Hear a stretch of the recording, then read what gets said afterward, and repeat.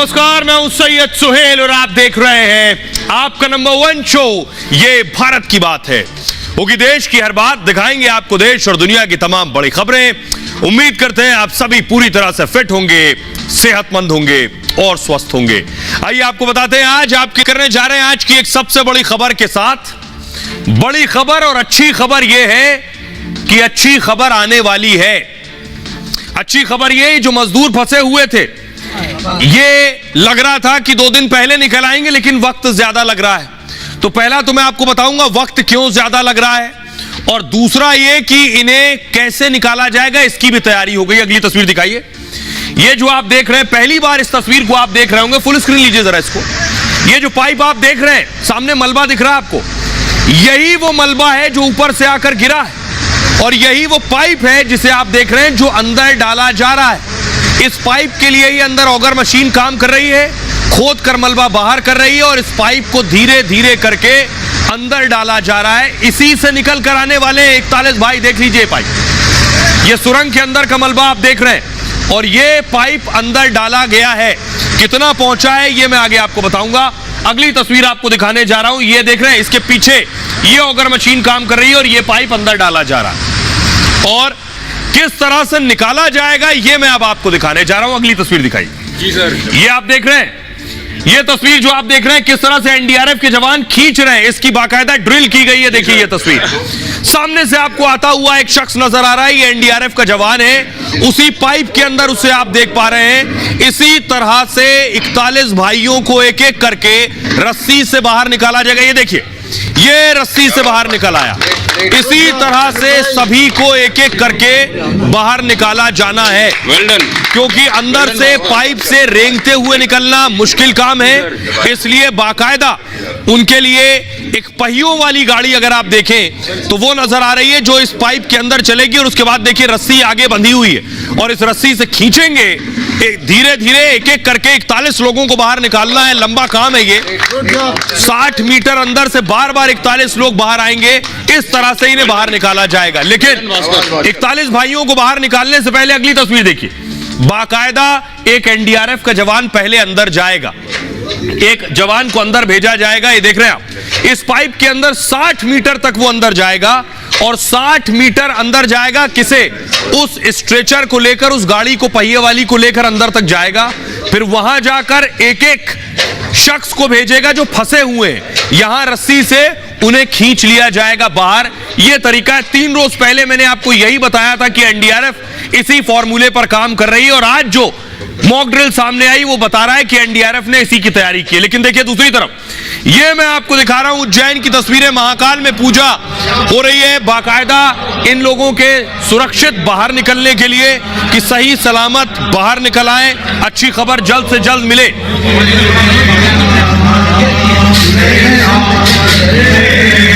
अभी नहीं मिल रहा। आइए, तो देश भर में इस तरह से पूजा पाठ हो रहा है। महाकाल में इससे पहले ही 41 भाइयों के लिए पूजा पाठ हो चुका है। लेकिन मैं आपको पूरा प्रोसेस बताऊं कि अच्छी खबर कभी भी आ सकती है, कैसे निकल कर आएंगे ये सब। ये देखिए जरा, यही मैंने अभी आपको मॉक ड्रिल दिखाई है, और अब इस ग्राफिक्स के जरिए और आपको साफ हो जाएगा कि कैसे ये 41 भाई निकाले जाएंगे। सुरंग में फंसे 41 भाइयों का रेस्क्यू होगा। पहले एनडीआरएफ का जवान रेंग कर खुद अंदर जाएगा, अपने साथ ये पहिए वाला जो स्ट्रेचर आप देख रहे हैं ये लेकर जाएगा। इस स्ट्रेचर के दोनों छोर पर रस्सी बंधी होगी। रस्सी दोनों छोर पर इसलिए क्योंकि एक तरफ से बाहर की तरफ घसीटा जाएगा, और जब एक शख्स बाहर आ जाएगा तो एक तरफ से अंदर की तरफ वापस खींच ली जाएगी, जिससे खींचकर पाइप में चलाया जा सके। इसे रस्सी के जरिए स्ट्रेचर को अंदर भेजा जाएगा। इस रस्सी का दूसरा सिरा बाहर ही रहेगा। सुरंग में एक भाई को स्ट्रेचर पर लिटाया जाएगा, जिसके बाद बाहर से स्ट्रेचर को खींच लिया जाएगा। पहिए वाले स्ट्रेचर से आसानी से एक एक करके 41 भाई बाहर आ जाएंगे, और एक एक कर सभी को इस तरह से निकाल लिया जाएगा। टनल से बाहर तक मलबे के बीच की दूरी लगभग 60 मीटर का पाइप है। इतनी दूरी रेंग कर निकालना और पार करना मुश्किल काम है। सांस फूल सकती है, दम घुट सकता है। पाइप लंबा होने से ऑक्सीजन की कमी होगी। 41 भाई 13 दिन से सुरंग के अंदर फंसे, इसलिए कमजोरी भी है, रेस्क्यू में भी रुकावट डाल सकती है कमजोरी, लेकिन पहिए वाले स्ट्रेचर से रेस्क्यू और आसान हो जाएगा। इसी रेस्क्यू ऑपरेशन की आज मॉक ड्रिल एनडीआरएफ ने की, जो तस्वीर मैंने आपको दिखाई है। आइए अब आपको सुनवाने जा रहा हूं उत्तराखंड के मुख्यमंत्री ग्राउंड जीरो पर बने हुए पुष्कर धामी, प्रधानमंत्री नरेंद्र मोदी को भी पल पल का अपडेट दे रहे हैं। सुनिए जरा, आज पुष्कर धामी साहब बता रहे हैं कि आखिरी फेज में पहुंच गया है रेस्क्यू ऑपरेशन अपने अंतिम चरण पर है और आप सब जानते हैं कि उस रेस्क्यू ऑपरेशन में भारत की सरकार, माननीय प्रधानमंत्री जी प्रत्येक दिन किस प्रकार से हमारे अंदर जो मजदूर भाई हैं उनको भोजन सामग्री से लेकर अनेकों प्रकार की जो कठिनाइयां उनके सामने आ सकती हैं, उन सब के बारे में जानकारी देकर उसके निदान को लेकर और सुरक्षित रूप से उनको बाहर निकाला जाए, रेस्क्यू किस तरह से चल रहा है, उस सारी जानकारियां प्रत्येक दिन लेते हैं। और पूरी एजेंसियां भारत सरकार की हों, राज्य सरकार की हों, सब मिलजुल कर इस ऑपरेशन को चला रही हैं। जल्दी ही हमें उम्मीद है भगवान की कृपा से कि जल्दी से जल्दी ये ऑपरेशन पूरा होगा, हमारे मजदूर भाई सभी बाहर आएंगे। और आइए अब आपको मैं बताऊं कि आप धामी साहब को सुन रहे थे, लेकिन इतना दिन क्यों लग रहे हैं, क्यों इतना वक्त लग रहा है? आपको अब तक पता था कि बहुत कम मीटर बचा है, कभी पता चला 5 मीटर, कभी 10 मीटर। परेशानी की वजह मैं आपको बताने जा रहा हूं। परेशानी की वजह है ये जो आप देख रहे हैं, ये ऑगर का आगे का आप हिस्सा देख रहे हैं। ऑगर का आगे का हिस्सा आप देख रहे हैं, मलबा फंसा है और कई बार काटते वक्त कोई धातु आ जाए तो ये टूट जाता है। ये जो आगे ड्रिल है, कोई धातु आ जाए, मेटल आ जाए तो ये टूट जाता है। ये उसका आगे का हिस्सा है। अगली तस्वीर दिखाइए जरा। ये आप देख रहे हैं खुद पुष्कर धामी मुख्यमंत्री, ये गार्डर का हिस्सा आ गया था बीच में मलबे में, तो वो खुद उसे उठाकर देख रहे हैं मलबे में कौन सी चीज फंसी थी जिसे कटर से काट कर निकाला गया। अगली तस्वीर दिखाइए। इसी तरह मलबे में ये गार्डर आप देख रहे हैं, ये गार्डर, ये सरिया, ये लोहे की चीजें, क्योंकि कंक्रीट का काम हो रहा था, टनल बन रही थी, तो ये सारी चीजें इस्तेमाल होती हैं। मलबा गिरा तो वो सब इसमें दब गई और यही सब बीच में आ रही है। अगली तस्वीर दिखाई। उसी तरह की ये सरिया जो बीच में आई जिसे कटर से काटा गया है। अगली तस्वीर दिखाऊं मैं आपको। और ये वो टीम है, देखिए गार्डर के साथ बैठी हुई है ये टीम। इस टीम ने ये बड़ा काम किया है, 13 दिन से रेस्क्यू में लगी है, बाकायदा इन लोहे की चीजों को, धातु की चीजों को काट रही है। ये देखिए जरा, एक एक चीज मैं आपको बताने जा रहा हूं क्यों 13 दिन का वक्त लग रहा है। क्योंकि जैसे ही ऑगर मशीन कुछ काटती है, कोई ना कोई परेशानी आ जाती है। जैसे ये आपके सामने, ये गर्डर, टनल बनाने में गर्डर का इस्तेमाल हुआ है, और लेकिन अब यही गर्डर मलबे में दब गए हैं, जो कि ड्रिलिंग के काम को रोक रहे हैं सबसे ज्यादा। गर्डर सामने आने से मशीन रुक जाती है। गर्डर के साथ सरिया भी एक समस्या है। ये आप देख रहे हैं, ये सरिया निकली उसी से। सरिया ड्रिलिंग मशीन के हेड में फंस रही है, जिसके वो कटर के जरिए काटना पड़ रहा है उसके बाद, और पूरी प्रक्रिया में कई घंटों का वक्त लग रहा है। ये अगली तस्वीर आप देख रहे हैं, पत्थर बीच में आ रहे हैं। गर्डर सरिया के साथ ही पत्थर मुसीबत बने हुए हैं, बड़े पत्थर, चट्टान से जो कच्चा पहाड़ टूटा है तो बीच में मलबे में आ रहा है पत्थर। पत्थरों को काटने में ऑगर को दिक्कत हो रही है। अगला है ये ऑगर मशीन आप देख रहे हैं। अमेरिकी ऑगर मशीन 25 टन वजनी है। मशीन के काम का जो हिस्सा है वो एक प्लेटफॉर्म है जिस पर यह मशीन है। जिस प्लेटफॉर्म पर इस मशीन को रखा गया है, जब लोहा या सरिया जैसी चीजें आ जाती हैं तो कंपन और बढ़ जाता है उसको ड्रिल करने में। होता क्या है, ऑगर का जो प्लेटफॉर्म है इससे उसको नुकसान होता है और वो प्लेटफॉर्म जमीन पर है। ऐसे ही कल शाम को क्या हुआ, ऑगर मशीन रोकनी पड़ गई क्योंकि ऑगर के जो प्लेटफॉर्म है उसकी जमीन और धंस गई थी नीचे। इस प्लेटफॉर्म को सही करने में कई घंटों का वक्त लग गया और सिर्फ ऑगर मशीन को निकालने में 2 घंटे लग गए। इसके बाद वेल्डिंग के जरिए प्लेटफॉर्म फिर से सही किया गया, जिसमें 5-6 घंटे का वक्त और लग जाता है। इसलिए लग रहा है सबसे ज्यादा वक्त। आइए अब आपको सुनवाता हूं, सुनिए। NHIDCL जो इस रेस्क्यू में लगी हुई है, उसके MD है महमूद अहमद साहब, उन्हें सुनिए। पाइप जो आप देखें जो छत पे ऐसा रहता है और लंबा सा ऐसे होके, और मलबा के साथ कोलैप्स के बाद ये मशीन में ये सामने ऑगर इसलिए चल नहीं पाया, तो वो ऑगर के जो ब्लेड्स हैं वो ऑगर के ब्लेड्स के चारों तरफ ऐसे मुड़ गया। ऑगर के ब्लेड्स भी हमारे डैमेज हुए और इसलिए हमें वापस ऑगर को वापस लाना पड़ा। ऑगर के ब्लेड्स को हमने रिपेयर किए हैं अभी। जो साफ सफाई करनी थी, ये बच्चे अंदर गए और इन्होंने क्लीन किया उधर का, साफ का कोई और गर्डर या कोई और इस तरह की मेटल ना हो, ये चेक किया और अब वो वापस उस ऑगर को फिट कर रहे हैं। अब देखिए आगे कैसे हो रहा है।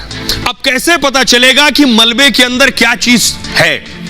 ड्रिल मशीन तो आगे घुस रही है, ड्रिल कर रही है, लेकिन मलबे के बीच में क्या है ये नहीं पता चल पा रहा है। इसीलिए ड्रिल मशीन भी खराब हो जाती है बीच में। जब एकदम से कोई चीज आ जाती है तो फिर कटर को बुलाया जाता है। लेकिन अब एक नई तकनीक का इस्तेमाल किया जा रहा है कि उसके पार क्या है ये भी पता चल जाए। उस तकनीक के बारे में आपको दिखाने जा रहा हूं, वो है जीपीआर। ये देख रहे हैं आप, ये है जीपीआर। फुल स्क्रीन लीजिए जरा इसको। अब देखिए क्या हो रहा है। ये एक एग्जांपल मैं आपके सामने उदाहरण के लिए समझिए। जीपीआर मशीन चल रही है और ये आप मॉनिटर देख रहे हैं। जीपीआर मशीन जमीन के अंदर माप ले रही है कि बीच में कोई लोहा, कोई धातु, कोई आयरन आ गया। देखिए नीचे है, तो इस जीपीआर मशीन में फौरन सिग्नल आ जाएगा कि आगे कुछ है। अब इसी तकनीक का इस्तेमाल किया जा रहा है, मलबे के आगे पता चल जाए कि आगे कोई धातु है या नहीं। ये मॉनिटर पर आ जाता है। आइए आपको बताऊं ये मशीन कैसे काम करती है। इस मशीन के काम करने का तरीका बहुत आधुनिक है और इस मशीन का इस्तेमाल किया जा रहा है। इस मशीन को आप देख रहे हैं। रेस्क्यू में रोड़ा, सरिया, गर्डर जैसी ठोस चीजें अगर हैं, अब इन चीजों का पता जीपीआर से लगाया जा रहा है। जीपीआर का मतलब है ग्राउंड पेनिट्रेटिंग रडार। जैसे ग्राउंड है वैसे ही सामने भी मलबा है। ये माइक्रोवेव तरंगों के जरिए काम करता है। तरंगे सतह के अंदर करीब 10 मीटर तक अंदर जा सकती हैं। तो 10 मीटर अंदर तरंगे गई, इसके बाद तरंगे वापस डिवाइस पर लौटती हैं। अब किससे लड़कर लौट रही हैं तरंगे? अगर धातु से लड़कर लौटी है तो वैसी इमेज बना देगा वो, जिससे सतह के अंदर क्या है इसकी जानकारी मिल जाएगी। जीपीआर धातु, प्लास्टिक, ठोस का पता लगा सकता है। इसी तकनीक का इस्तेमाल सुरंग में इस वक्त किया जा रहा है। जहां तक ड्रिल हुई है उसके आगे की रुकावट यह बता रहा है। जीपीआर से पता चला है कि 5 मीटर में आगे कोई रुकावट नहीं है।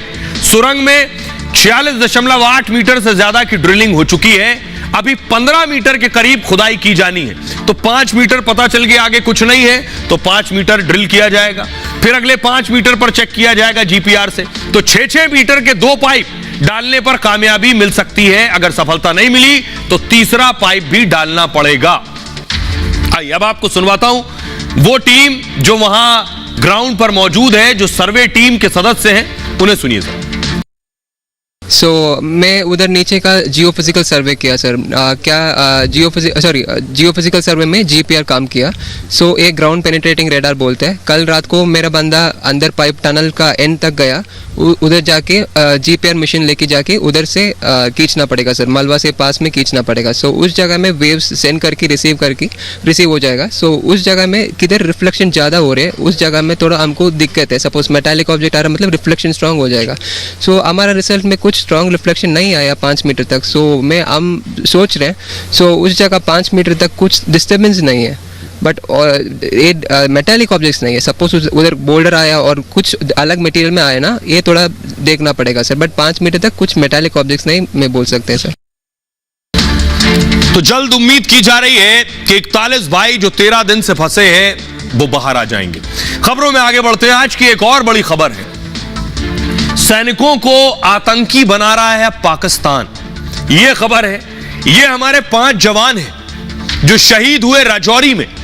इसमें 2 कैप्टन, 1 हवलदार और 2 और जवान हैं जिनकी शहादत हुई है, जिससे देश में गुस्सा है, आक्रोश है। आज हमारे कैप्टन, शहीद कैप्टन शुभम का पार्थिव शरीर उनके पैतृक निवास पहुंचा।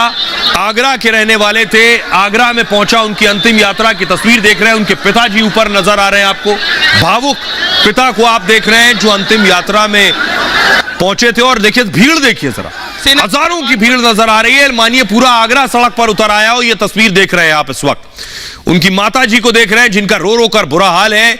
शुभम की शादी होने वाली थी और वादा करके गए थे कि जल्द लौटेंगे। अगली तस्वीर देखिए, ये पुंछ में एक हवलदार मजीद शहीद हुए हैं। ये उनकी अंतिम यात्रा की तस्वीर आप देख रहे हैं। उनकी अंतिम यात्रा में पूरा गांव, मानिए पुंछ, निकल पड़ा हो अपने लाल को सलामी देने के लिए।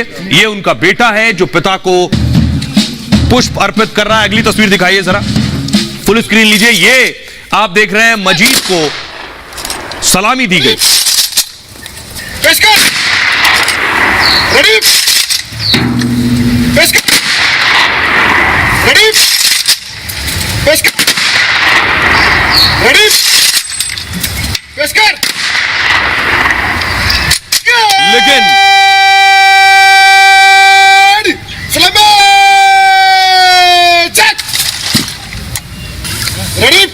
लेकिन आपको बताऊं, देश में जो गुस्सा है, ये वो तस्वीर आप देख रहे हैं। डोगरा फ्रंट ने प्रदर्शन किया है, ये सड़कों पर निकल आया। फुल स्क्रीन लीजिए। ये जो गुस्सा है, पाकिस्तान का झंडा जलाया।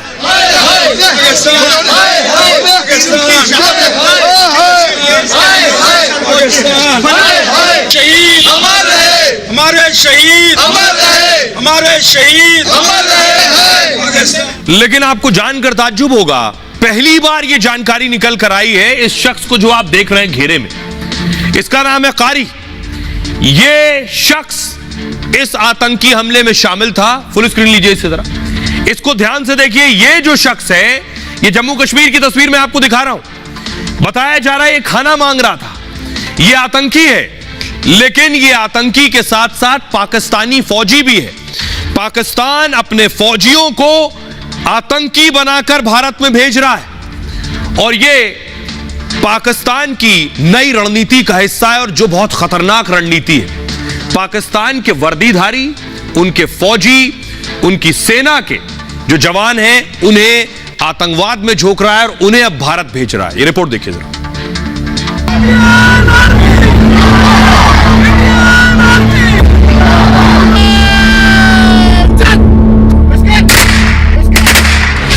इस शहादत पर देश को गर्व है, और इनके बलिदान के पीछे जिन कायरों का हाथ है, उन्हें लानत है। पूरा देश धोखेबाज पाकिस्तान और कायर आतंकियों के खिलाफ गुस्से से उबल रहा है।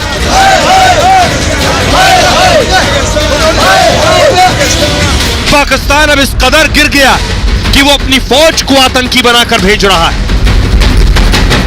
दरअसल भारतीय शूरवीरों से दहशतगर्द इस कदर खौफजदा है कि वो हिंदुस्तान की धरती पर कदम रखने से कांप रहे हैं। पाकिस्तान को ढूंढने से भी आतंकी नहीं मिल रहे, तो उसने एक नई और खतरनाक चाल चली है। वो ट्रेन्ड आर्मी जवानों को आतंक फैलाने के लिए भारत भेज रहा है। मतलब हिंदुस्तान में दहशत फैलाने के लिए हाफिज और असीम मुनीर ने हाथ मिला लिया है। देखिए, कुछ की जब हमने पहचान करने की कोशिश की, तो कुछ ऐसे हमें मिले कि वो रिटायर्ड फौजी थे। पाकिस्तान की कोशिश होती है, क्योंकि यहाँ पर लोकल रिक्रूट्स नहीं हैं और वो फॉरेन टेररिस्ट लाके यहाँ पे कार्रवाई करना चाहते हैं। आइए अब मैं आपको बताऊं ये कौन है कारी, कैसे पाकिस्तान इन्हें आतंकवादी बनाकर भेज रहा है। ये पाकिस्तानी फौज में था, और अब तक पहली बार आपने देखा होगा कि पाकिस्तानी फौजियों को आतंकी बना दिया है। ये पाकिस्तानी फौज की तस्वीर आप देख रहे हैं। राजौरी में पाकिस्तानी आतंकी कारी ढेर कर दिया गया। अब इस आतंकी कारी पर यह सबसे बड़ा खुलासा है। सेना ने, हमारी सेना ने बताया है कि यह पाकिस्तानी सेना में था, सेना से अलग होकर आतंकवादी बन गया, जो कि लश्कर में बतौर कमांडर काम कर रहा था। मतलब पाकिस्तान सैनिकों को आतंकी बना रहा है। लश्कर में कारी बतौर आईडी एक्सपर्ट काम कर रहा था। पूर्व सैनिक कारी लश्कर का ट्रेंड निशानेबाज था, और कारी को राजौरी पुंछ में दहशत फैलाने के लिए भेजा गया। राजौरी में विशेष ऑपरेशन के लिए इसे यहां भेजा गया था, और यह चरवाहे के वेश में पाक का पूर्व सैनिक कारी छिपा हुआ था हमारे देश में। लेकिन सेना ने पाकिस्तान के मंसूबे फेल कर दिए। दहशत फैलाने वाले से फैलने से पहले पाक का यह कमांडर मारा गया। कारी डांगरी और कंडी में हमलों का मास्टरमाइंड भी।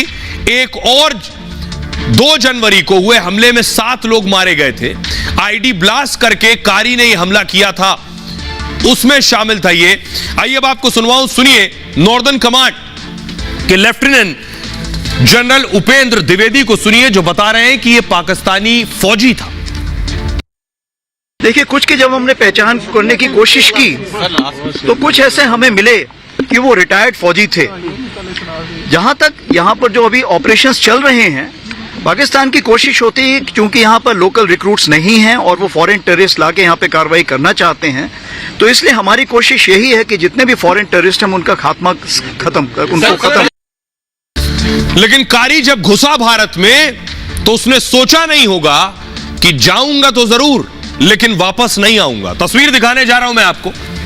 यह वो कारी है जिसकी तस्वीर, आखिरी तस्वीर जो कैमरे में कैद हुई है। अगली तस्वीर दिखाई जरा। यह वो जंगल आप देख रहे हैं। इस जंगल में यह पूरा एनकाउंटर हुआ और इसी जंगल में यह कारी छिपा हुआ था।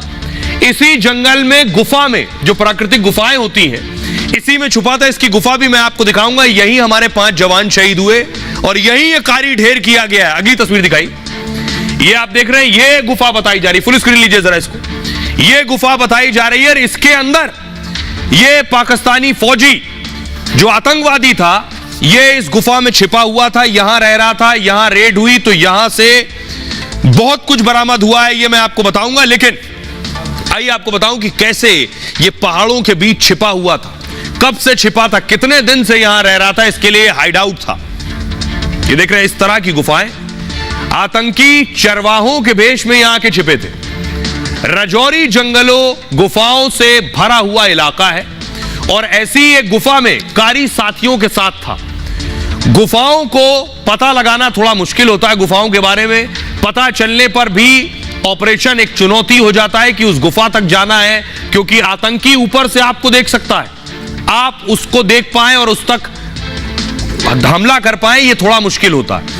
आतंकी पत्थरों के पीछे छिपकर गोली चलाते हैं जबकि सेना के जवान सामने से लड़ते हैं। कारी के साथ सेना के ऑपरेशन में भी ऐसा ही था और पिछले 1 महीने से कारी इसी गुफा में छिपा था, इसलिए आसपास का इलाका पूरी तरह से वो जानता था। ट्रेंड स्नाइपर होने से ऑपरेशन में और चुनौती आ गई क्योंकि निशाना अच्छा लगा सकता था। पाकिस्तानी फौज में रहा है। कारी की ट्रेनिंग अफगानिस्तान में भी हुई थी, जिससे कारी गुफाओं के ऑपरेशन में बहुत माहिर था। कारी के साथ दूसरे आतंकी भी गुफा में मौजूद थे। तमाम चुनौतियों के बाद कारी को ढेर कर दिया गया।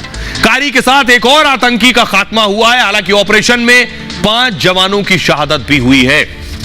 आइए अब मैं आपको दिखाऊं कि कारी इतने दिन की ही जिंदगी थी, भारत में आया, उसका हश्र क्या हुआ, पाकिस्तान भी देख ले। ये कारी और उसका साथी दोनों ढेर किए जा चुके हैं। पाकिस्तान भी देख ले, वहां से जो भी भेजा जाएगा बंदूक लेकर उसका यही हश्र होने वाला है हमारे साथ। और इसके साथ आपको अगली तस्वीर दिखाऊं। इनके साथ से जो हथियार मिले, ये आप देख रहे हैं, फुल स्क्रीन लीजिए जरा। ये उस गुफा में हथियार मिले, देखिए राइफल इसमें शामिल है। कारी राइफल्स लेकर आया था पाकिस्तान से। मैगजीन आप देख रहे हैं, आधा दर्जन से ज्यादा मैगजीन थी।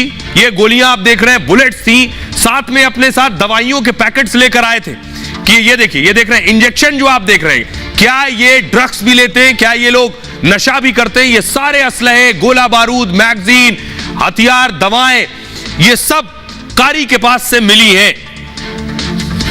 और हमारे साथ मेजर जनरल वीके दत्ता साहब जुड़ रहे हैं। दत्ता साहब, मेरा सवाल ये अपने आप में बहुत खतरनाक है।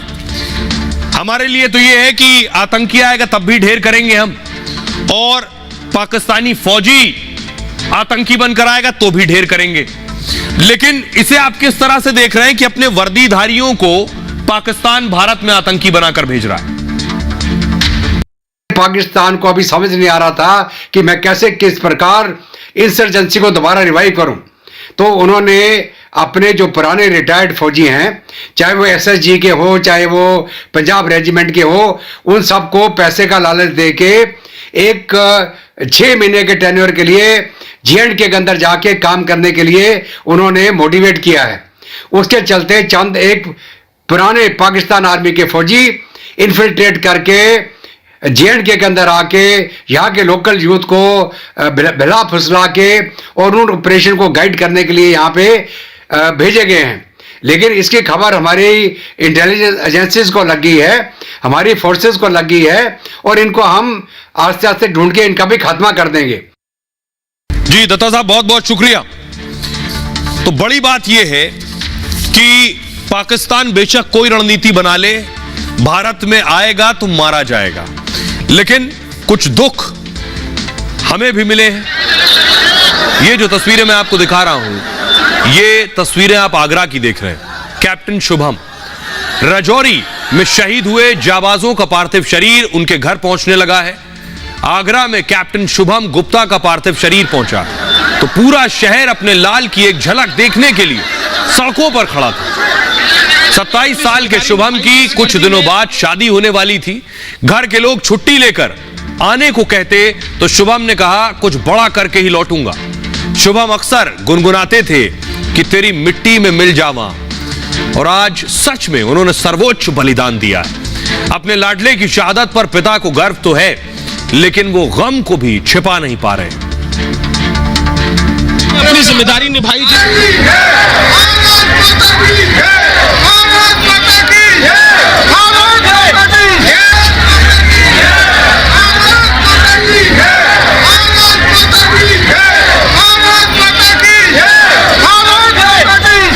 शुभम के पिता की तरह पूरा गांव गम में है, लेकिन अपने बहादुर लाल की कुर्बानी पर गर्व भी है। उनके सम्मान में जब आसमान में गोलियां दागी गईं, तो उनके पूरे गांव का सीना गर्व से चौड़ा हो गया।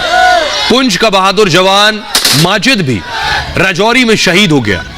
हवलदार माजिद का पार्थिव शरीर पुंछ पहुंचा तो तिरंगे के साथ लोग उनके स्वागत में खड़े थे। अपने सपूत के जनाजे में पूरा पुंछ गांव और शहर उमड़ पड़ा था। जाबाज माजिद का पूरा परिवार सेना से जुड़ा रहा है और 6 साल पहले उनका एक भाई देश की सेवा में शहीद हो गया था, और अब माजिद ने कुर्बानी देकर फिर अपने परिवार का नाम रोशन कर दिया है। माजिद अपने पीछे 3 छोटे छोटे मासूम बच्चे छोड़ गए हैं। अपने पिता को आखिरी सलाम करते छोटे बच्चे की तस्वीरें गम से भर देने वाली हैं, लेकिन गम के साथ माजिद के परिवार और पूरे देश को उन पर गर्व है।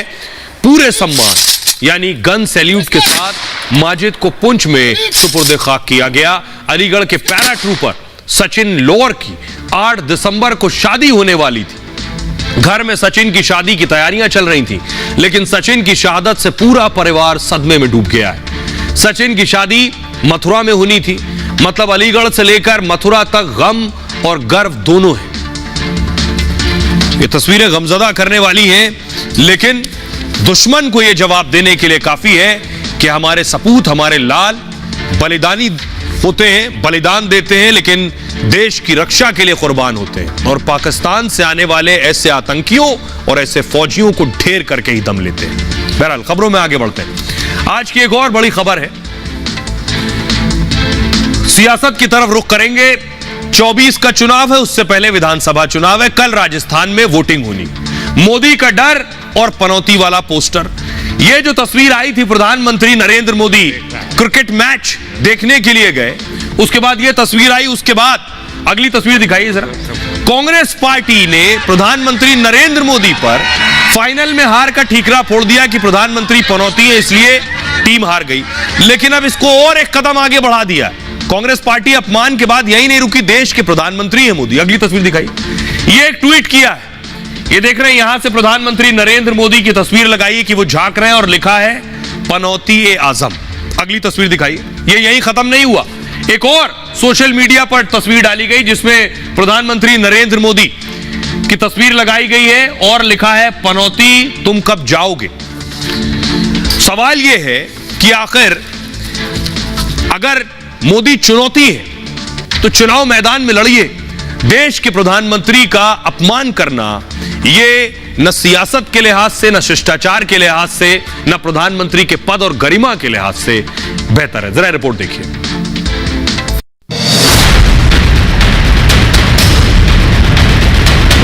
चौबीस की चुनावी जंग भीषण जुबानी जंग बन गई और ये जुबानी लड़ाई अब पनौती तक आ गई। पीएम मतलब पनौती मोदी, पीएम मतलब पनौती मोदी। मोदी पर वार करते करते राहुल ने मर्यादा तोड़ी तो कांग्रेस से लेकर पूरे इंडिया अलायंस में होड़ लग गई। विरोध के नाम पर मोदी पर विवादित और अपमानजनक हमलों की झड़ी लग गई। मोदी के खिलाफ पोस्टर से लेकर बयानों का जखीरा खोल दिया। ये महाराष्ट्र से बहुत पनौती बाहर जा रहे हैं आजकल। यहाँ से भी जाएंगे, वहाँ भी जाएंगे। बीजेपी पूरी डूब रही है। नोटिस देना एक बात है, नोटिस जवाब दिया जाएगा, माकूल जवाब दिया जाएगा। पनौती को लेकर विपक्ष ने जोरदार हमले किए तो पलटवार में बीजेपी भी पीछे नहीं है। नोटिस से लेकर जवाबी तीर से उसने राहुल गांधी और विपक्ष को सवालों में खड़ा कर दिया है। वो प्रधानमंत्री के बारे में ऐसे घटिया शब्दों का प्रयोग करेंगे? ये तो ऐसी भाषा है जिसकी कल्पना करना ही अपने आप में आश्चर्यजनक है। कांग्रेस के लिए जरूर अशुभ है। देश पर 450 सीटों से राज करने वाली कांग्रेस 50-52 पे सिमट गई। कांग्रेस पार्टी ओछी मानसिकता का शिकार है। उनके पास कहने को कोई शब्द नहीं बचे हैं। आने वाले समय में देश की जनता इन्हें कभी माफ नहीं करेगी। और आइए अब मैं आपको बताऊं कांग्रेस किस स्तर तक आ गई है। प्रधानमंत्री, देश के प्रधानमंत्री पर हमला करने में देखिए कहां से कहां आ गई। एक ये ट्वीट किया गया है कांग्रेस की तरफ से। कांग्रेस ने सोशल मीडिया पर पोस्टर जारी कर पीएम पर वार किया। फिल्मी पोस्टर की तरह बड़े बड़े अक्षरों में लिखा है पनौती आजम और पीएम मोदी को पर्दे के पीछे से झांकते हुए दिखाया गया। इस पोस्टर को लेकर कांग्रेस फिर एक नए विवाद में फंस गई है। एक और तस्वीर साझा की, लेकिन सबक लेने के बजाय खुद मुश्किलें बढ़ा रही है कांग्रेस। पंजाब कांग्रेस ने भी पनौती वाला विवादित पोस्टर जारी किया। पोस्टर में मोदी जैसा दिखने वाला कार्टून चित्र दिखाया गया है और इसमें बड़े अक्षरों में लिखा है पनौती तुम कब जाओगे। पोस्टर में नीचे छोटे अक्षरों में लिखा है पनौती मोदी की कहानी। पोस्टर में वर्ल्ड कप की हार, कोरोना और चंद्रयान 2 का जिक्र है और इसकी नाकामी के लिए पीएम मोदी को जिम्मेदार बताया गया है। अब देखिए उस पर नाना पटोले क्या लिख रहे हैं। महाराष्ट्र कांग्रेस के अध्यक्ष हैं नाना पटोले, इसी पर मजाक उड़ा रहे हैं। लिख रहे हैं पीएम मोदी पर विवादित पोस्टर जारी किया गया और लिखा है समय आ गया है अब चले जाओगे। एक और तस्वीर साझा की है, दिमाग ही नहीं फिर कैसे चलेगा। कांग्रेस की नेता हैं सुप्रिया सुले, उन्होंने यह तस्वीर साझा की। मोदी की तस्वीर के साथ एक एक्सरे फिल्म का चित्र लगाया है और लिखा है बहुत ढूंढा मिला ही नहीं इनका दिमाग। सवाल यह है विश्व कप में हार के बाद मोदी कांग्रेस के निशाने पर हैं। राहुल गांधी ने चुनावी रैली में मोदी को पनौती मोदी का। बीजेपी ने विरोध जताया और चुनाव आयोग से शिकायत की है। चुनाव आयोग ने नोटिस जारी कर शनिवार तक जवाब मांगा है, लेकिन कांग्रेस माफी मांगने की बजाय नए नए वार करने में जुटी है। क्या कांग्रेस को लग रहा है कि मोदी को गाली देने से उनको वोट मिल जाएगा, चुनाव जीत जाएंगे? सुनिए जरा क्या कुछ कह रहे हैं बीजेपी के वरिष्ठ नेता रविशंकर प्रसाद और कांग्रेस की प्रवक्ता सुप्रिया सुले। आपका आक्रोश तब कहां था जब देश के प्रधानमंत्री मंच से विपक्ष की सबसे प्रबल आवाज को, सबसे प्रमुख नेता को मूर्खों का सरदार बुलाते हैं। तब तो आप सुई टपक सन्नाटा कर लेते हैं। ये नाम जनता ने मोदी जी को दिया है, जनता ने नवाजा है। तो अगर मीठा मीठा जो गप है तो कड़वा कड़वा थूक नहीं हो सकता। जनता की बाकी बातों को अगर आत्मसात किया है तो इस शब्द को भी आत्मसात कीजिए। राहुल गांधी क्या सामान्य शिष्टाचार भी भूल गए हैं? वो हिंदुस्तान की राजनीति में इसीलिए हैं कि वो एक पूर्व प्रधानमंत्री के बेटे हैं, एक पूर्व प्रधानमंत्री के पोते हैं। इसी कारण न है, उनकी क्षमता क्या है देश जानते हैं। तो प्रधानमंत्री के वंशावली में आने पर जो दावा करते हैं राजनीति करने का, वो प्रधानमंत्री के बारे में ऐसे घटिया शब्दों का प्रयोग करेंगे, शर्मनाक शब्दों का प्रयोग करेंगे। बहुत पीड़ा होती है। ये तो ऐसी भाषा है जिसकी कल्पना करना ही अपने आप में आश्चर्यजनक है। प्रधानमंत्री नरेंद्र मोदी पर अपमानजनक हमला करने के बाद बीजेपी हमलावर है। बीजेपी वैसे चुनाव आयोग में राहुल गांधी के एक बयान की शिकायत भी कर चुकी है, लेकिन अब देखिए रविशंकर प्रसाद साहब ने क्या कहा। पीएम मोदी के खिलाफ शर्मनाक टिप्पणी कर राहुल गांधी ने अपना असली रूप दिखा दिया है। प्रधानमंत्री पर राहुल का बयान घोर निंदनीय है। राहुल को अतीत से सबक सीखना चाहिए, इसके लिए उन्हें माफी मांगनी ही होगी। अशोक गहलोत कह रहे हैं मोदी अभिनेता टाइप आदमी है, सहानुभूति के लिए कुछ भी बोल देते हैं। वो खुद को सौभाग्यशाली और दूसरों को दुर्भाग्यशाली कहते हैं, इसलिए राहुल गांधी ने उन्हें पनौती कहा है। देवेंद्र फडणवीस ने कहा जो लोग खुद भ्रष्ट और पापी हैं वही पीएम मोदी के बारे में ऐसा सोच सकते हैं। राहुल को ना कांग्रेस गंभीरता से लेती है और ना देश की जनता लेती है। कांग्रेस अध्यक्ष कह रहे हैं राहुल गांधी के नोटिस पर हम जवाब दे देंगे, क्योंकि राहुल गांधी को चुनाव आयोग ने नोटिस दिया। यह कोई बड़ी बात नहीं है, कोई गंभीर टिप्पणी नहीं है। चुनाव चल रहे हैं इसलिए बेवजह मुद्दा बनाया जा रहा है। शिवराज सिंह चौहान ने कहा राहुल गांधी राष्ट्रीय शर्म है। वो पीएम मोदी के विरोध में विद्वेष से इतने भरे हैं कि उन्होंने देश की हार पर प्रसन्नता व्यक्त की है। संजय राउत ने कहा जैसे 7.5 लगती है उसके बाद पनौती लगती है। 2014 से इस देश में पनौती की पीड़ा शुरू हो गई है। बीजेपी को इसका बुरा नहीं मानना चाहिए। पनौती शब्द पूरे देश में इस्तेमाल किया जाता है। 2014 से देश को लगी पनौती 2024 में खत्म हो जाएगी। मनोज तिवारी कह रहे हैं प्रधानमंत्री नरेंद्र मोदी देश के लिए शुभ है। राहुल गांधी और सोनिया गांधी के बारे में टिप्पणी की। कांग्रेस की हर बात का जवाब देश की जनता देगी। एसटीएसएन ने लिखा राहुल गांधी और उनके परिवार पर बीजेपी भी आपत्तिजनक टिप्पणी करती है। पीएम को विश्व कप का फाइनल मैच देखने नहीं जाना चाहिए था। भारत अगर जीत जाता तो खिलाड़ियों से मिलकर बधाई दे देते। लेकिन बड़ी बात यह है कि एमआईएम ओवैसी की पार्टी कांग्रेस की बयान पर विरोध कर रही। ओवैसी की पार्टी का कहना है राहुल गांधी का बयान 140 करोड़ लोगों का अपमान है। पीएम देश का सम्मान होता है, वो जनता के वोटों से बनता है, ना कि किसी संस्था द्वारा चुना जाता है। राहुल को बयान पर जनता से माफी मांगनी चाहिए। सुनिए जरा कैसे सियासी वॉर छिड़ा हुआ है। क्या राहुल गांधी और कांग्रेस पार्टी को विधानसभा चुनाव में प्रधानमंत्री को गाली देना महंगा पड़ेगा? सुनिए सियासतदान क्या कह रहे हैं। वर्ल्ड कप मैच का जो दिन फाइनल हो रहा था, प्रियंका गांधी तेलंगाना में भाषण दे रहा था और बोला कि 83 में जब वर्ल्ड कप जीता तब इंदिरा जी ने सबको साई में बुलाया था और आज इंदिरा जी का जन्मदिन है और वर्ल्ड कप भारत जीतेगा, लेकिन तो भारत हार गया। वो बात छुपाने के लिए कि गांधी फैमिली का जन्मदिन में कोई भी देश में शुभ काम नहीं हो सकता है, वो बात छुपाने के लिए राहुल गांधी पनौती वाला सबका व्यवहार कर रहे हैं। इस देश को 2014 से पनौती लगी है, वो 2024 में पनौती खत्म हो जाएगी। कभी 7.5 लगती है, उसके बाद पनौती लगती है, फिर छोटी पनौती लगती है। ये सब हिंदुत्व की संकल्पना है। वो कांग्रेस के लिए जरूर अशुभ है, क्योंकि जब से गुजरात में आए कांग्रेस का सब खत्म, दोबारा आने का नाम ही नहीं है। देश पर 450 सीटों से राज करने वाली कांग्रेस 50-52 पे सिमट गई, तो कांग्रेस का परेशान होना लाजमी है। कांग्रेस पार्टी ओछी मानसिकता का शिकार है। उनके पास कहने को कोई शब्द नहीं बचे हैं। आने वाले समय में देशी जनता इन्हें कभी माफ नहीं करेगी। देखिए, नोटिस देना एक बात है, नोटिस जवाब दिया जाएगा, माकूल जवाब दिया जाएगा।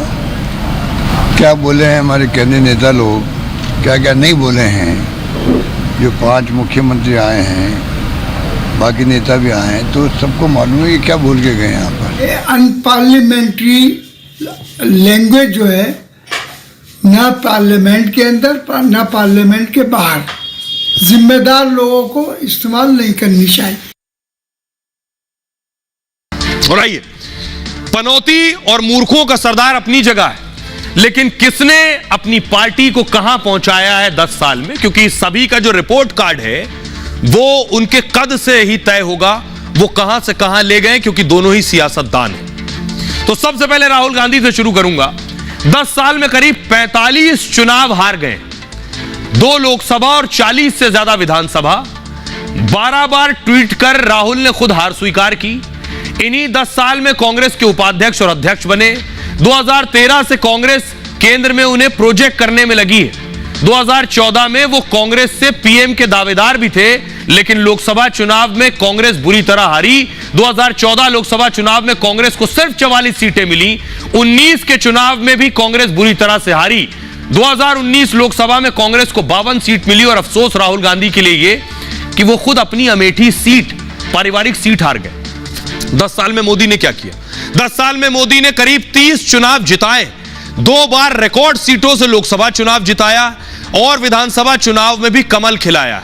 2014 में मोदी देश के पीएम बने, तब 7 राज्यों में बीजेपी की सरकार थी। 18 में बढ़कर 21 राज्यों में बीजेपी की सरकार बनी। गुजरात में 2002 में मोदी सीएम बने थे, तब से हर बार बीजेपी जीती और कांग्रेस को हमेशा हार मिली गुजरात में। 17 में मोदी की अगुवाई में यूपी भी जीते, तो देश के सबसे बड़े राज्य से कांग्रेस साफ हो गई है। राहुल गांधी को सोचना होगा कौन पनौती है और कौन चुनौती। सुनिए देश के लोग क्या सोच रहे हैं। पनौती तो देखो वो संजय राउत भी है इसके लिए, जो अपनी इनकी थी ना आघाड़ी सरकार, उसके लिए संजय राउत भी पनौती है, राहुल गांधी भी पनौती है। कांग्रेस आई जब से क्या हो रहा है आप देख लो, कांग्रेस घर में जाए जा रही है। और मैं बोलता हूँ चलो ये बोलते हैं मोदी जी पनौती, मैं बोलता हूँ मोदी जी पनौती है कांग्रेस के लिए। जो राहुल खुद अभी बच्चा है वो देश को क्या संभालेगा, वो देश के नाम पे खुद पनौती है। जो हमारे माननीय मुख्यमंत्री मोदी जी को पनौती कहता है, वो सबसे बड़ी पनौती देश के लिए वो है। आप इतने बड़े पद पर बैठ के, राहुल गांधी जी ने वगैरह इतने बड़े पद पर बैठ के आप ऐसी हल्की बात कर सकते हैं, ये बात बिल्कुल ही गलत है। और ये बात देश के आज कोई जनता का कोई भी आदमी बर्दाश्त नहीं करेगा। आप शब्दों का सही प्रयोग करिए, जब जाके आपकी राजनीति चलेगी, अन्यथा आपकी राजनीति पहले भी खत्म थी, आज भी खत्म है, आने वाले टाइम में भी खत्म है। अरे वो लोग पनौती इसलिए इस्तेमाल करें क्योंकि कांग्रेस जब सरकार थी तो घोटाले बहुत होते थे, अब मोदी जी आ गए तो घोटाले कम हो रहे, इसी वजह पनौती कर, वो लोग घोटाले कर नहीं पा रहे हैं, इसी वजह से वो खुद ही पनौती है ना, क्योंकि खुद तो कुछ कर नहीं पाए। अब जब काम अच्छे हो रहे हैं तो उसके बाद में जो है उनको खराब लग रहा है, और घोटाले कैसे करें, वो कैसे जो है आगे बढ़ चल के जो है अपने आप को दिखाएं, तो हर जगह से घिसते ही चले जा रहे हैं, तो इसीलिए जो है वो लोग पनौती बोल रहे हैं। देखिए हमारे प्रधानमंत्री जी को अगर पनौती कह रहे हैं कांग्रेस वाले तो बहुत ही गलत बात है।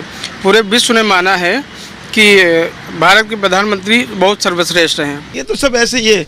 राहुल खुद पनौती है, राहुल ने जहाँ जहाँ भी इलेक्शन लड़ा है वो तो खुद पनौती है, तो राहुल तो यूँ ही कहता है, राहुल की बातों पे विश्वास नहीं करें।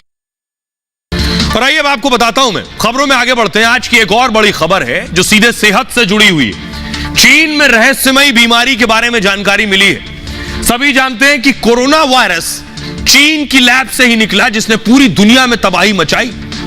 भारत में भी लाखों जाने गई हैं। चीन की लैब से एक और वायरस निकलने की जानकारी मिल रही है। अगली तस्वीर दिखाई जरा, चीन के हॉस्पिटल की तस्वीर आप देख रहे हैं। चीन के हॉस्पिटल भरे हुए, ये जो नया वायरस है खासतौर पर बच्चों को प्रभावित कर रहा है। अगली तस्वीर दिखाई जरा, ये चीन के हॉस्पिटल की एक और तस्वीर है, बच्चों से भरे हुए। बच्चों को ये वायरस सबसे ज्यादा नुकसान पहुंचा रहा है।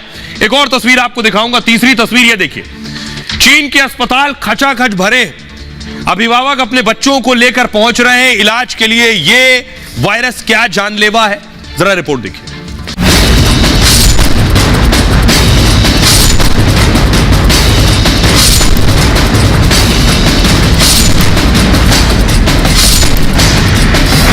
2 साल पहले कोरोना महामारी ने पूरी दुनिया में कोहराम मचा दिया था। लाखों लोगों की मौत की तस्वीरें लोगों को आज भी याद हैं। अब चीन में फैल रही एक रहस्यमयी बीमारी फिर पूरी दुनिया को डरा रही है। बीमारी ज्यादातर बच्चों को शिकार बना रही है। चीन के अस्पतालों में बिस्तर कम पड़ गए हैं। चीन से आ रही तस्वीरों ने दुनिया की बड़ी बड़ी संस्थाओं के कान खड़े कर दिए हैं।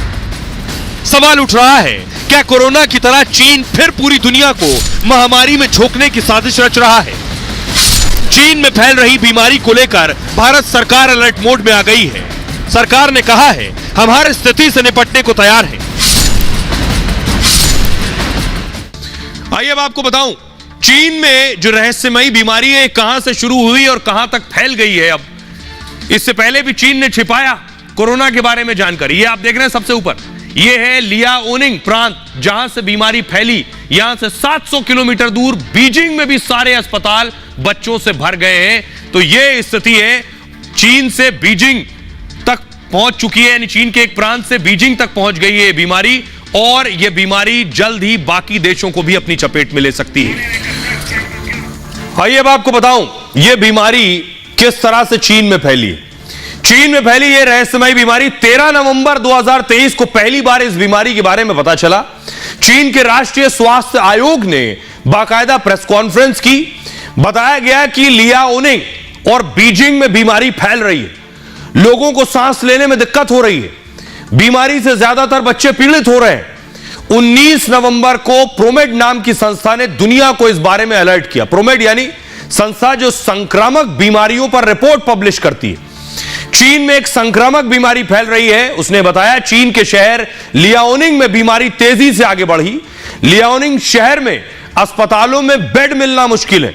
लोग 700 किलोमीटर दूर राजधानी बीजिंग पहुंच रहे हैं, बच्चों को भर्ती करा रहे हैं। बीजिंग के अस्पताल भी बीमार बच्चों से भरे हुए हैं। चीन के कई शहरों में स्कूलों में छुट्टी कर दी गई है। यह है हालत। अब डर इस बात का है जैसे कोरोना चीन से दूसरे देशों तक फैला, यह बीमारी दूसरे देशों तक न फैल जाए। सबसे पहले आपको बताऊं इस बीमारी के लक्षण क्या हैं। इस बीमारी के लक्षण यह है कि फेफड़ों में जलन शुरू हो जाती है, बहुत तेज बुखार शुरू हो जाता है, खांसी होने लगती है, जुकाम और सांस लेने में दिक्कत होती है। निमोनिया जैसे लक्षण इस बीमारी में है। सुनिए जरा, डॉक्टर मनोज कुमार बता रहे हैं कि यह कितनी खतरनाक बीमारी है। H9N2 वायरस जो है, जिसको एविएशन इन्फ्लुएंजा भी बोलते हैं, वो वायरस हो सकता है, बट इसका मैन टू मैन ट्रांसमिशन बहुत ही वीक है, या कहिए कि आदमी में से और आदमी में संक्रमण बहुत ही हल्का है। तो अभी ये कहना मुश्किल है कि कितना बड़ा रूप लेगा, बट अभी जिस तरीके से चाइना के अस्पतालों में बच्चों की भीड़ लगी हुई है, खास करके जब से कोविड के रेस्ट्रिक्शन जो हैं वो खत्म किए गए, तो तमाम तरह के अदर निमोनिया जैसे माइकोप्लाज्मा निमोनिया बहुत कॉमन है बच्चों में, वो फैला हुआ है। तो WHO ने इस चीज को वार्न किया है कि आप एग्जैक्ट जो पैथोजेंस है उसको आइडेंटिफाई करें और उसकी रिपोर्ट दें। और इसके लिए बाकायदा WHO ने भी आगाह किया है। आपको बताऊं, चीन में रहस्यमयी बीमारी फैलने से WHO टेंशन में है, यानी वर्ल्ड हेल्थ ऑर्गेनाइजेशन, विश्व स्वास्थ्य संगठन WHO ने चीन से इस पर विस्तृत जानकारी मांगी है। चीन बीमारी को लेकर जानकारी सार्वजनिक करे। चीन पिछले कुछ महीने में फैले सभी तरह के वायरस की जानकारी दे। WHO ने गाइडलाइन जारी की है कि लोग मास्क पहने, सोशल डिस्टेंसिंग का पालन करें। बीमारी को लेकर भारत सरकार ने भी बयान जारी किया है। चीन के बच्चों में H9N2 और सांस संबंधी बीमारी पर नजर है। H9N2 एवियन इन्फ्लुएंजा वायरस मनुष्य में फैलता है और इसी वायरस से पक्षियों में बर्ड फ्लू भी होता है। भारत किसी भी तरह की आपात स्थिति के लिए तैयार है, यह भारत का कहना है। कोरोना के बाद इस बीमारी के फैलने पर चीन में पर और शक गहराया है कि कहीं कोरोना की तरह ही यह किसी प्रयोग का नतीजा तो नहीं है। दावा यह है कि वुहान की लैब में हुए प्रयोग के बाद कोरोना फैला था और अमेरिका ने कोरोना के लिए चीन को ही जिम्मेदार बताया था। सुनिए, डॉक्टर DK गुप्ता बता रहे हैं कि इस तरह की बीमारी से बचने के लिए क्या कुछ सावधानियां बरतनी है। सबसे जो इम्पोर्टेंट बात है जो प्रिवेंशन के लिए, वो है वैक्सीन। खास करके जो निमोनिया का वैक्सीन है, बच्चों को भी लगाया जाता है, इवन बड़ों को भी, एडल्ट्स में और बुजुर्ग लोगों को सबको लगाया जाता है। निमोकोकल वैक्सीन लगता है जो हम सबको लगाना चाहिए। इसके तो बच्चों में निमोनिया के वैक्सीन के अलावा फ्लू का वैक्सीन आता है, फ्लू का वैक्सीन लगाना चाहिए। निमोनिया के भी 2-3 वैक्सीन होते हैं, HIV होता है, निमोकोकल होता है, उन दोनों को वैक्सीन लगाना चाहिए हमें। और बड़ों में भी फ्लू की वैक्सीन की डोज हर साल हमें लेनी चाहिए। तो वैक्सीनेशन से हम इस बीमारी को प्रिवेंट कर सकते हैं। इसके अतिरिक्त और बहुत सारी बीमारियां, उनसे भी बचे रह सकते हैं। खबरों में आगे बढ़ते हैं। एक और अच्छी खबर आई है, कतर से फांसी के खिलाफ अर्जी मंजूर हो गई। किसकी फांसी? भारतीय पूर्व नौसैनिक जो भारतीय नेवी में थे और उसके बाद कतर गए। अगली तस्वीर दिखाइए।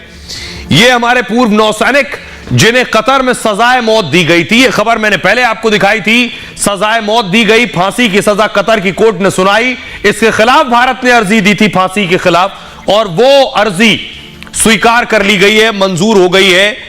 अब फांसी पर रोक के लिए एक रोशनी जरूर नजर आई है। भारत के 8 पूर्व नौसैनिकों की कतर में अर्जी मंजूर हुई। मौत की सजा के खिलाफ जल्द इस पर सुनवाई होगी।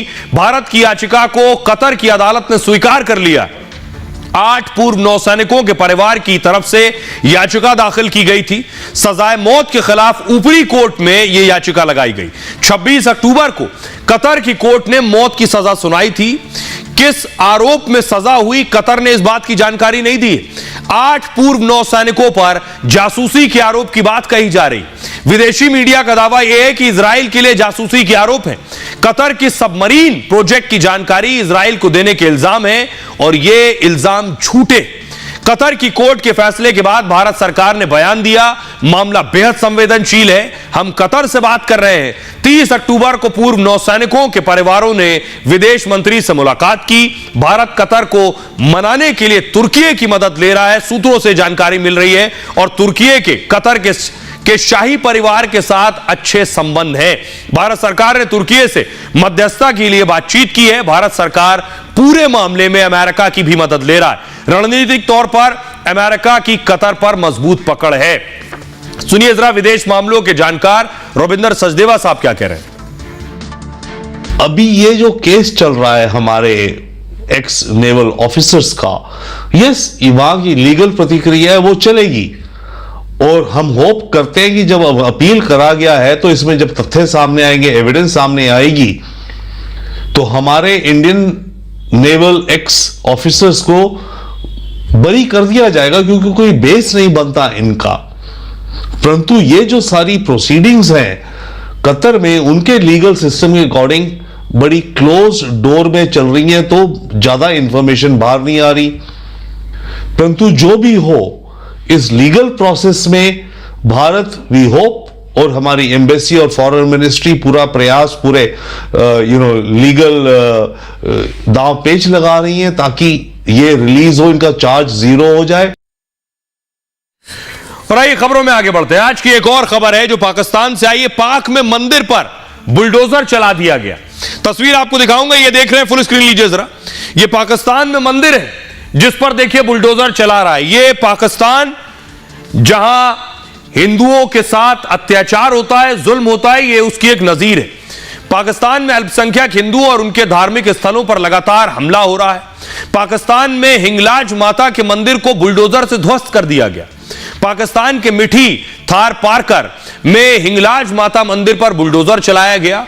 प्रशासन की टीम ने पहले बुलडोजर से मंदिर का गेट गिराया, फिर दीवारों को जमींदोज कर दिया। बताया जा रहा है कि पाकिस्तान की मीरपुर खास अतिक्रमण निरोधक अदालत के आदेश के बाद प्रशासन ने कार्रवाई की।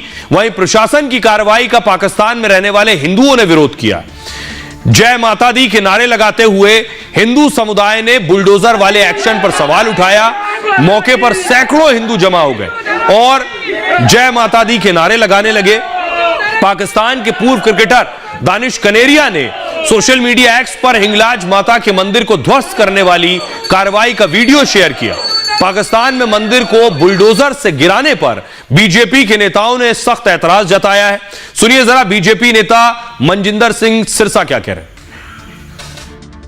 दानिश ने जो बताया है, जिस तरीके से उन्होंने अपनी भी पहले दास्तां बहुत बार बताई है। मंदिर जो बना हुआ था, मंदिर तो इतने पुराने बने हुए हैं, कोई 400 साल पुराना है, कोई 500 साल पुराना, आज़ादी से पहले के बने हुए हैं। अब ये कहा जाए वहाँ पे कि इंक्रोचमेंट है ये, और वो भी 400 साल पुराने मंदिर की इंक्रोचमेंट है। भैया तब कौन सी इंक्रोचमेंट होती थी, कौन सी गली होती थी, कौन सा मोहल्ला होता था, कौन सा नक्शा होता था, कौन सी टाउन प्लानिंग होती थी। इस तरह का उन पे जाति की जा रही है, धार्मिक स्थानों को तोड़ा जा रहा है। पहली बार मंदिर नहीं तोड़ा, लेकिन अब करें क्या। जो सबसे बड़ा आस्था का स्थान है पाकिस्तान में, हिंगलाजा का जो मंदिर है, जो कि पौराणिक मंदिर है, जो कि जिसकी कथा महाभारत कथा जुड़ती है। बहरहाल ये भारत की बात है में इतना ही। आप अपना और अपनों का बहुत बहुत ख्याल रखिए। रुक रहे एक छोटे से क्विक हील ब्रेक के लिए।